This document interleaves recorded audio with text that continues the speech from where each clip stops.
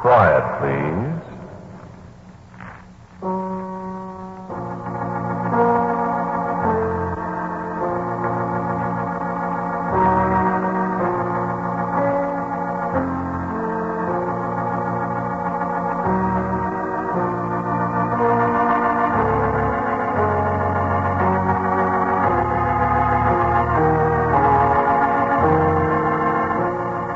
The Mutual Broadcasting System presents Quiet Please, which is written and directed by Willis Cooper and which features Ernest Chappell. Quiet Please for tonight is called Clarissa.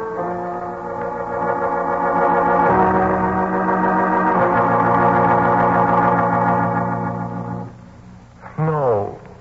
He was dead before the fire started. I've told you that a dozen times. No, I can't prove it, of course not. You'll just have to believe me. Take my word for it. I can't prove he was dead. You can't prove he wasn't. And anyway, what difference does it make? Now, I'm sorry. I can't hear you very well. Yes. Well, all right. It was an old black shell of a house. A house that has lived too long. A house where the floors groaned in pain at night, where the windows shuddered at the gentlest touch of the wind, where door latches suddenly gave up their grip and let the night come sniffing into the house to paw at your eyes and wake you to the other silences that lay around you. It was never warm there.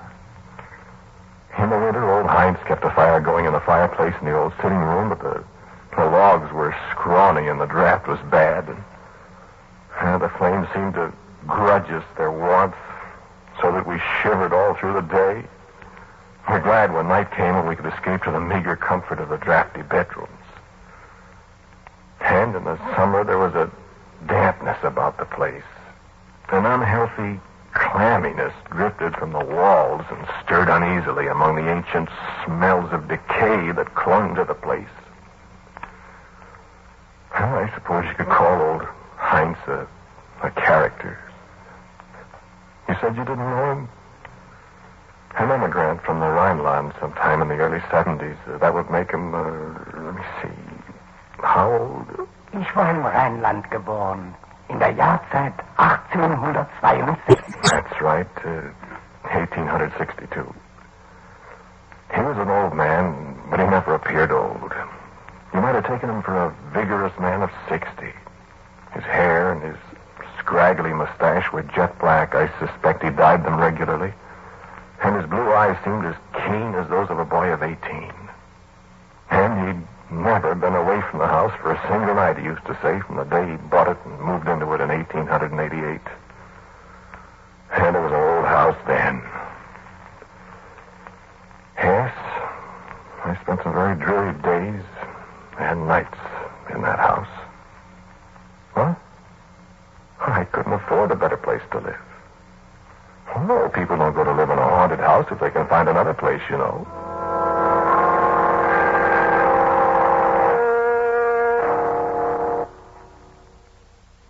Oh, yes, of course, I'd heard it was haunted before I went there to live. Do you believe in haunted houses? No, neither did I, of course. Well, I agree, it did look like a haunted house. I've told you about the sounds in the night. I mean, I've told you about some of the sounds in the night. Yes, of course, there were other sounds. Well, please, let me tell it my own way. Well, Clarissa, for instance. Clarissa in particular. Clarissa above everything else. I had lived there nearly a year. Heinz and I sat that first night alongside the fireplace. I remember he'd asked me to share a bottle of Ben Cussler Doctor with him. We sat in front of the stingy little fire. And there was a kerosene lamp on the table, and Heinz in his old black coat with the sleeves that were too short. You like the wine then, Jesse? Yeah, very much. Very much. I have not much left. This is from before the war when it was easier to get, you see, but now, well, it is almost their last. You shouldn't be so generous with it, Heinz. Oh, no. Good wine always schmeckt besser. Wenn with a friend you drink it, nicht wahr? A little more? Not for a moment, thanks. Yes, to sit by the fire and look down into the coals and see images of the things past. And drink wine and see the images grow clearer. It is good in the old age. You've lived here alone for a long time? Yeah, for a long time. Long time. I'm used to it. Used to the nights and the little fire and the silences. Yes.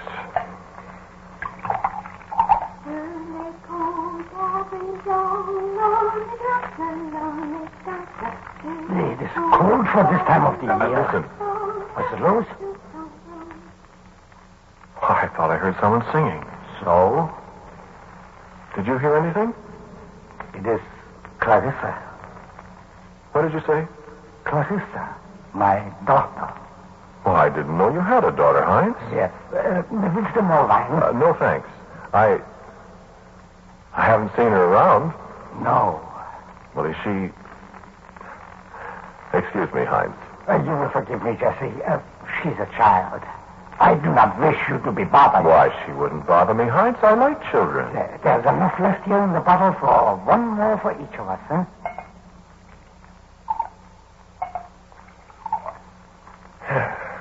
Thank you, Heinz.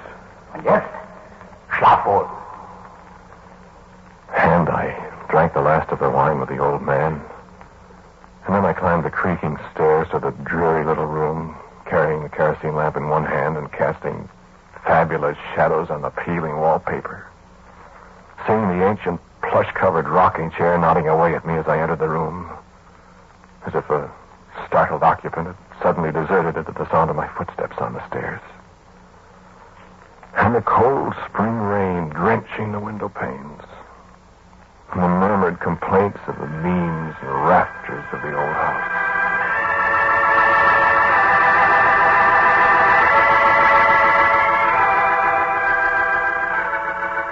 The pleasant, musty fumes of the wine I had drunk kept sleep away for a while when I'd blown out the lamp. The melody of that children's song flowed again across my mind as I lay there. My thoughts wandered to the lonely child that dwelt in the haunted house with the old man and the new-come student. I smiled to myself as I thought, now that settles the question of the house being haunted, doesn't it? People have heard the little girl singing to herself in the night. They've not known that a little girl lived here, too. And, that's the ghost. And I smiled again at superstitions.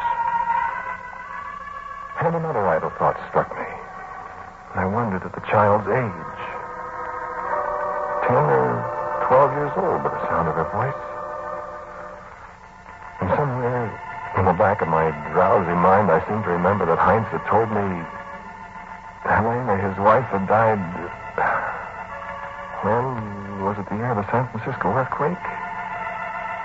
Well, that would be 1906. That would be 42 years ago. And this was a child of 10 or 12. I must have been mistaken. I was getting sleepy. The wine, the rain, the dark.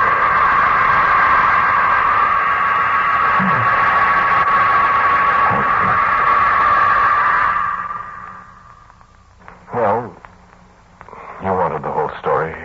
I'm telling it to you. In the morning, Heinz was working in his garden, and the early sun made the old house seem a little more cheerful, a little more livable. There was a tinge of green through the gray of the fields that surround the house, and Heinz told me he'd seen a robin. I stood and watched him a long time, and I don't think he noticed how my eyes wandered to the windows of the old house, searching for a flash of color that might be a child's hair ribbon, or how I listened for the sound of a young voice singing a little song the children who danced so long ago on the bridges of Avignon. I didn't even notice that I was humming a song under my breath. Clarissa's song, nicht? What? Oh. Well, that's Clarissa's song. Our kids used to sing it when I was young. Yeah, my wife is French.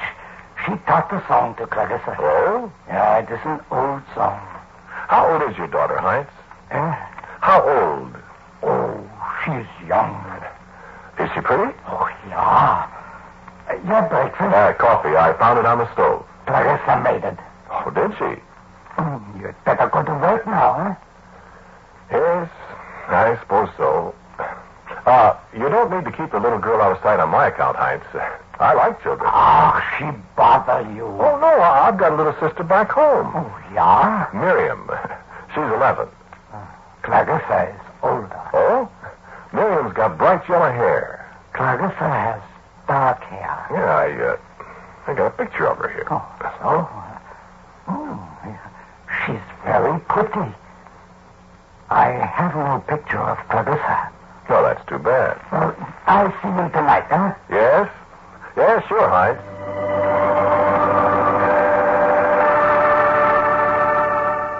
I should have let the thing drop then and there.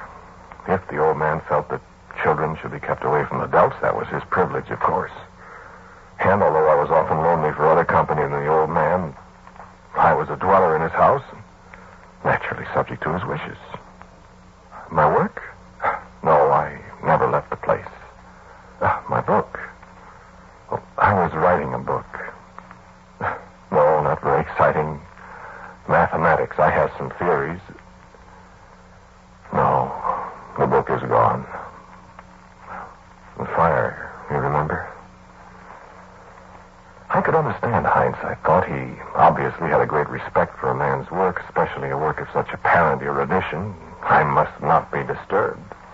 I might stay in my room day and night with my slide rules and my profile paper and my broken flower pot full of sharpened pencils. I was not to be disturbed. But how many times I wished for the happy sound of my little sister Miriam's gay laughter.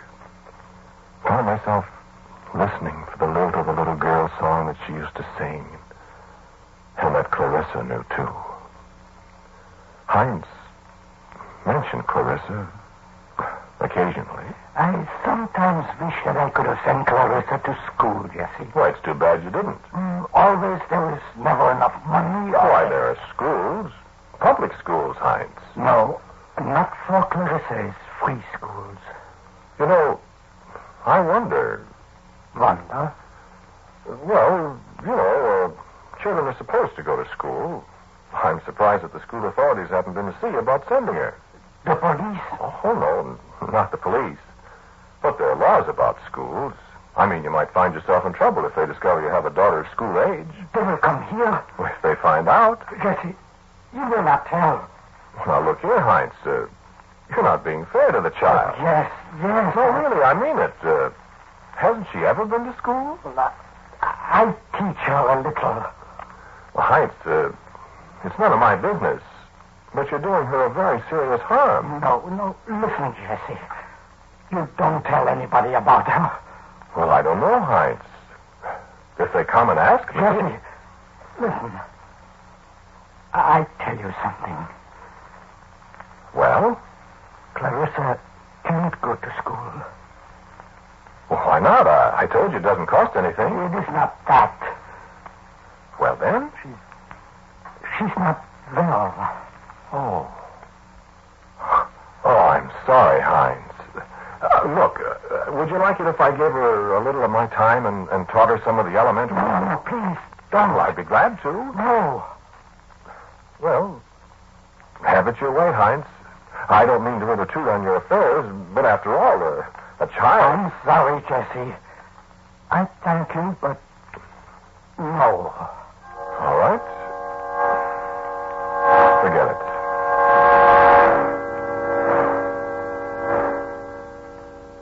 But I couldn't forget it. A kindly old man. Yes, he was kindly. And a sick child who had never seen the inside of a schoolroom, who was growing up to become, well, what?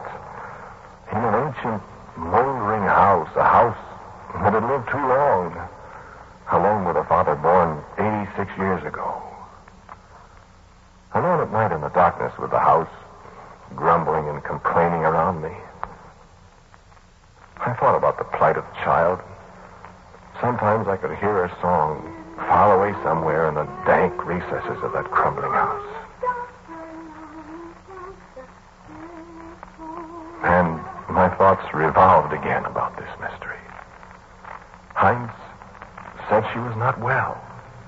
Heinz would not allow her to appear.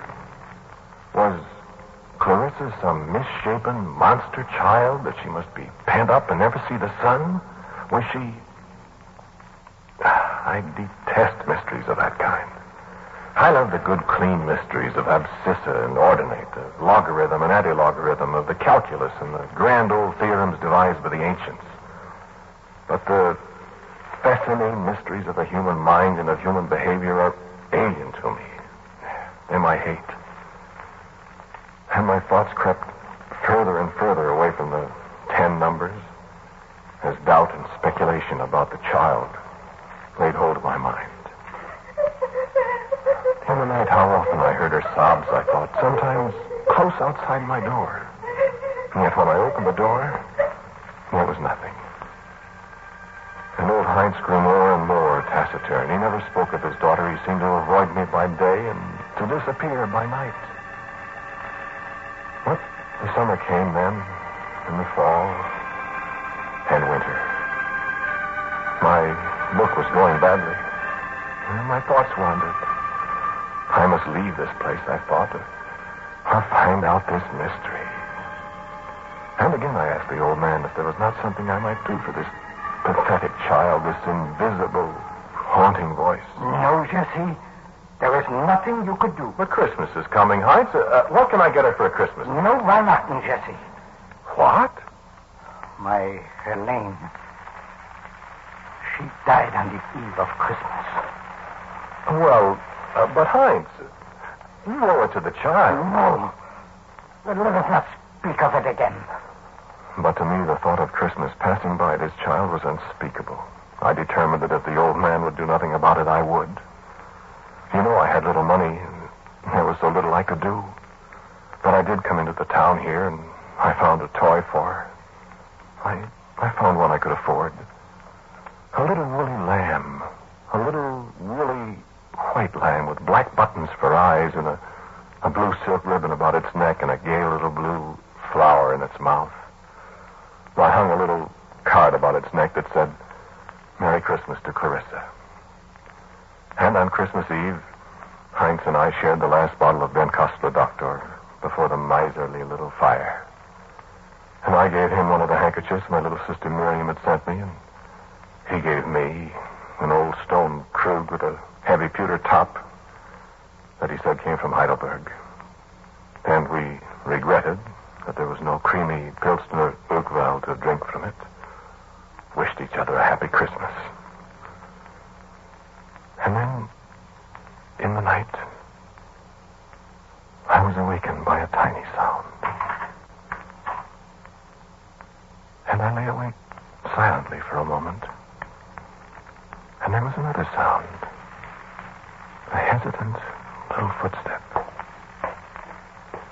And a rustling at the dresser across the room from me. And I lay quietly and listened.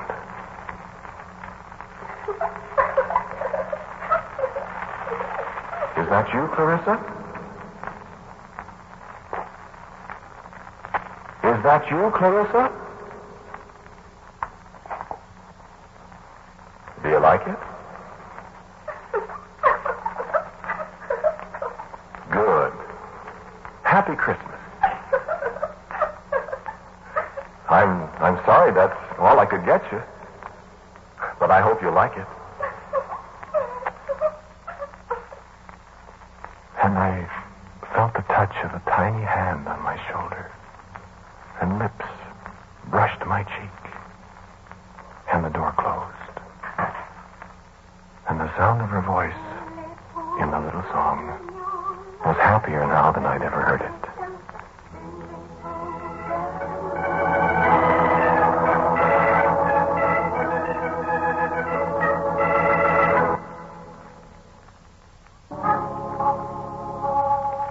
And so I knew at last that Clarissa was not a ghost, but a living person. And I felt more at peace with myself as I realized that this was what had been plucking at the corners of my mind. And I was happy now that I knew she really lived, that I was not living in the midst of fantasy. I had wondered what Heinz would say. He was perfectly natural about it. It was good of you, Jesse. Good? What? To find a gift for Clarissa. Oh, did you like it? Ah. Well, I'm glad. She asked me to say Dankeschön to you. Then I say, bitteschön. It is good. You're a kind person, Jesse. I wish it could have been more. Oh, it is a very rich gift. Never has she had such a thing. Is she going to have Christmas dinner with us, Heinz? No. So, I had won a little victory in this conflict with the darkness. But I was to go no further. I asked Heinz about her. Heinz answered shortly. I suggested that a birthday gift might be in order if I only knew her birthday. I proposed writing to my own sister and begging her for outworn storybooks that Clarissa might read, even if she must stay aloof from the rest of the house. Heinz did not reply. Everything was as it had always been, so long as the name of Clarissa was not mentioned. But when it came in the late spring, when it was cold and windy again, and the raw snow pelted against the windows and the whole house shivered, I heard her crying again in the night. And there was a quality in her voice this time that brought me out of the bed and into the hall. I called in alarm. Clarissa! I stepped back into my room and lit the kerosene lamp. And as I stepped out again toward the hallway, Heinz confronted me. What's my answer, Jesse? Why, can't you hear her, Heinz? Something's wrong. She's sick. No, go back by your room, Jesse. Oh, but Heinz... Don't beat this, Jesse. Go back. Now, Heinz, listen to me. Something's awfully wrong with that child, and I will take care of her, Jesse. Please, Heinz. In your room. Now, see here, I take care of my own man, huh? Heinz.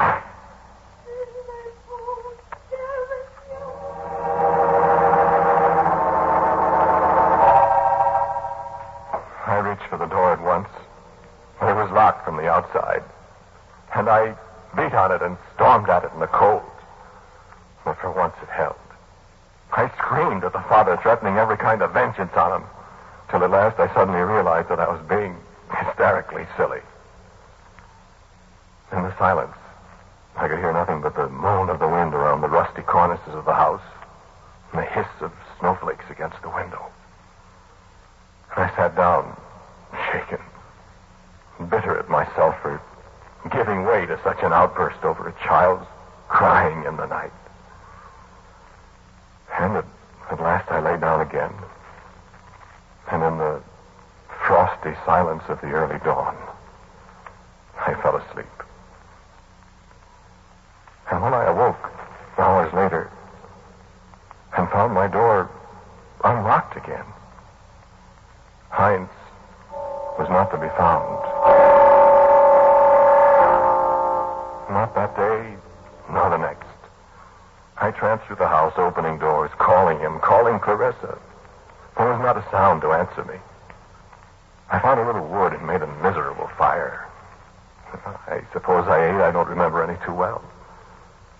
And at night I went to bed, to lie shivering for hours, straining my ears for a sound. The sound of a child's song. The sound of a father's footstep in the cold darkness. Then it was morning, nearly morning.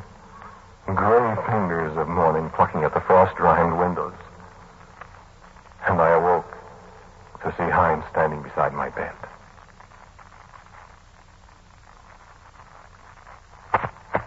In the 2 days, he seemed to have aged 20 years. He was an old, old man. He spoke to me. Jesse, my friend. What's the matter, Heinz? No much matter, Jesse. I am dying. Why, Heinz. It is finished now, Jesse. Alles ist vorüber. Well, here, Sit down. No. Hear me. See, the key to Clarissa's room. You take it. Oh, is she all right? Hi. Too late for me now. Go. Clarissa's room. Do what is to be done. I lifted him to the bed. I bent over him. I listened for his heart. There was no sound. Heinz was dead. Yes, just as I told you before, he died. He died there in my room, yes. What? Oh, yes. In the little half-light, I found the kerosene lamp and I lit it. I took the key from the floor where he dropped it. No. I found the room very easily. It was at the far end of the hall. I called. Clarissa? Clarissa! And there was no answer. So I unlocked the door. And holding the light above my head, I walked over to the bed. And there, lying on the bed, dressed in a pinafore that might have come out of the 10-year drawing in Alice in Wonderland, clutching a little woolly lamb to her breast, there lay a tiny, old woman with long white hair braided into pigtails. Clarissa. And I knew why I hadn't heard the little song for 2 days. And so when the lamp dropped out of my hand and the flames started licking around the dry as dust draperies and the fragile old oaken boards in the floor, I turned and went out of the house. Well, what else was there to do? The house had lived too long. And so had the father and daughter who dwelt there.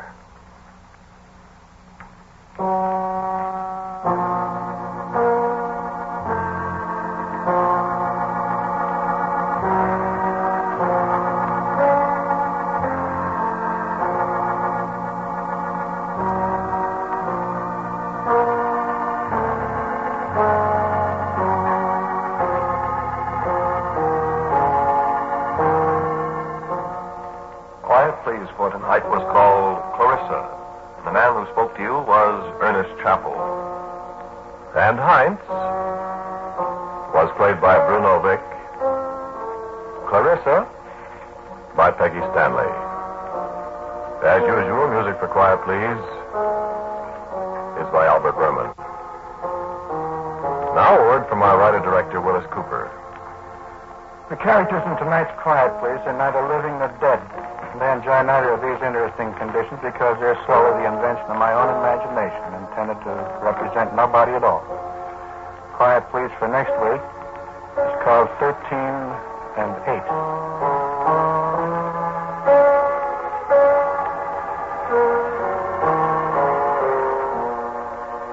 And so until next week at the same time, I am quietly yours, Ernest Chappell. Quiet Please comes to you from New York. This is the world's largest network serving more than 450 radio stations, the Mutual Broadcasting System.